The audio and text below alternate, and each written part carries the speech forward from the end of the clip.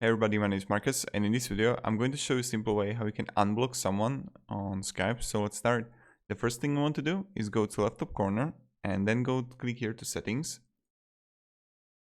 And when you're going to be on settings, you want to click here under notifications contacts. And then you're going to see here blocked contacts.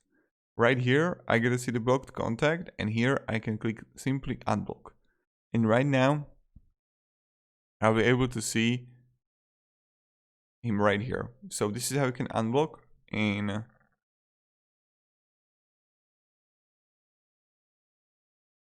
Skype. So thank you very much. If you have any questions, guys, ask me down in the comments. And if you find this video useful, I'll be really happy if you support me, subscribe and like, and comment that it was helpful so other people can watch it too. Thank you. Have a great day and goodbye. See ya.